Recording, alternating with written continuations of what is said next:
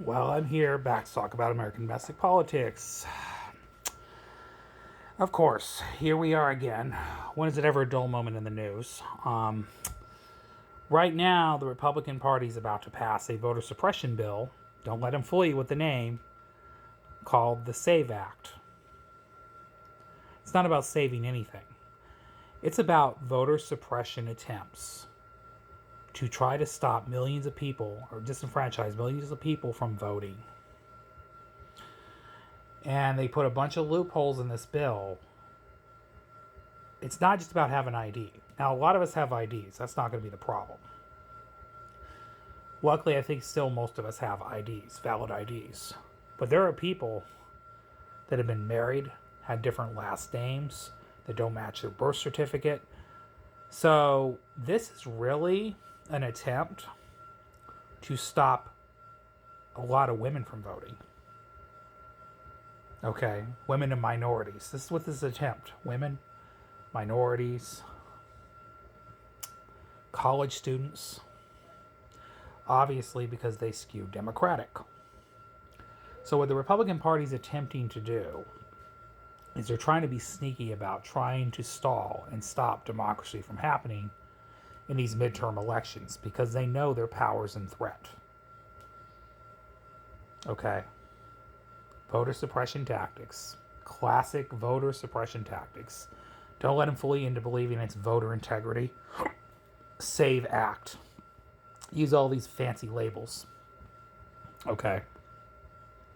BS. This is another attempt to try to stop people from voting. That's all this is. Do I think it's going to work? It could have some effect, but I don't think it's ultimately going to work. But the attempt is bad enough. So, yeah, they're trying to stop democracy from happening, basically. Just letting y'all know, FYI. So, yeah, if you want to call your congressperson, fine. If they even listen at all, a lot of them don't. Clearly, a lot of our Senate Democratic colleagues or senators did not listen to the rest of us when we tried to tell them not to vote to extend funding for ICE, which is what they did anyway. Several. Matter of fact, I got to come back with a list and read it off to you guys because I did not have that right now. I have to look it up. So I'm going to give a list of the Democrats that voted with Republicans to fund ICE for 2 more weeks. We already know the 7 Democrats that did in the House. I think it was also about 7 Democratic senators voted with Republicans to fund ICE for a 2 weeks bill. Anyways, yes, it was only a temporary bill to be fair, but still. After what we've been witnessing, they shouldn't have been voting to fund any more money to them. Especially considering the fact they already had $75 billion. They have enough money to just operate all the way over. Okay. They're not short of funds. But, yeah, I mean, whoever your senator is, I mean, call them, show up to their office, protest, whatever. Just let them know, don't vote for this bill. They probably will pass it anyway, but, you know. Which I have not been on about calling my senator every 5 minutes either, so, I mean, I get it. There's so much going on in the news, who can keep up. But it's just infuriating. They're trying to stop democracy from happening. And it's the writing's on the wall between the ICE raids on the streets, okay, the racist comments this president's making about the Obamas to distract people, the Epstein files rolling out and them trying to redact them again, okay. Now they did a 20 election of the 20 audit of the 2020 election. Yes, the 2020 election, which was 6 years ago. Okay. And they went to states as in Georgia, Minnesota, and other states around the country. They voted for Biden in 2020 to technically illegally take ballots from local officials and states. Okay. Which, by the way, I want to mention too. Guess who they sent to do that? Yeah, Tulsi Gabbard. And I have to ask yourself, what business does she have to take ballots from states? Tulsi Gabbard? Was she head of the intelligence? Well, maybe she does have the title to do that. I don't know. I didn't know the head of intelligence agency does that. I mean, I guess that's a new thing. I didn't know intelligence agencies just waltz into states or sneak into states and then start going through ballots. Okay.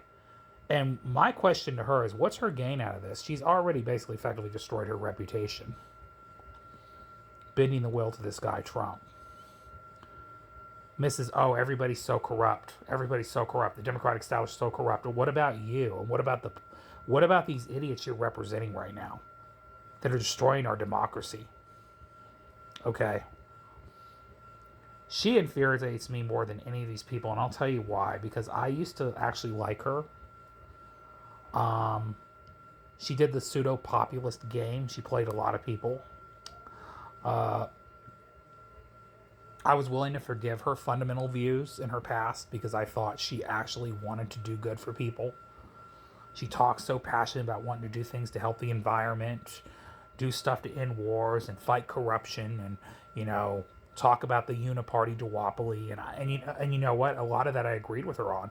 I still feel that way, but she's not the messenger for that, and she's showing that because she clearly is doing the bidding for this fascist Antichrist.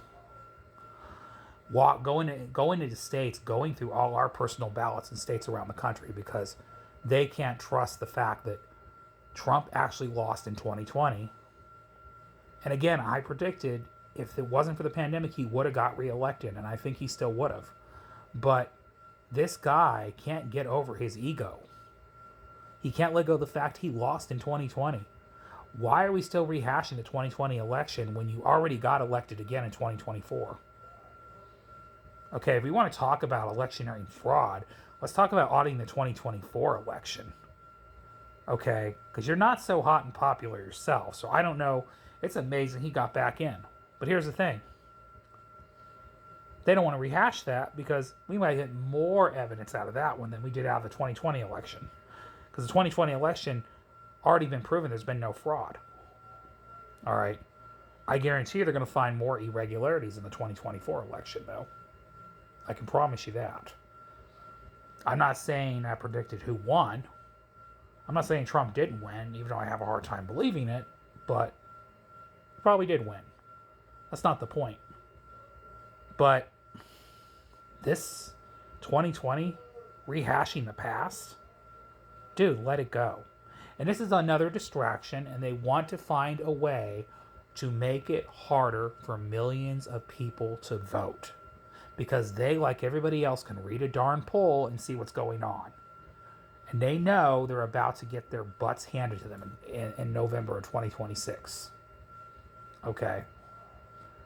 But that is clearly their own fault. Okay. Trust me, it ain't because of what Democrats say, because Democrats don't do much. I can tell you that right now. They barely lift a finger to anything. They're still in that consultant class bubble. And as a matter of fact, some of our senators, I had to fight the Democrats as a Democrat to not vote with these fascist puppets who are basically selling our country out. So it ain't due to Democratic Party strategy. Maybe a few races where there were some great candidates that ran in certain communities, but as far as the structure of the party, still got to change. But this is due to the Republican Party's failure. So now what they're trying to do is hijack democracy, so they think that's going to be sealed, locked in the power. And again, I think this act will backfire too, like the others did. But that's my take on this issue. See you guys later. Have a great day. Have a great night. Love y'all. Goodbye.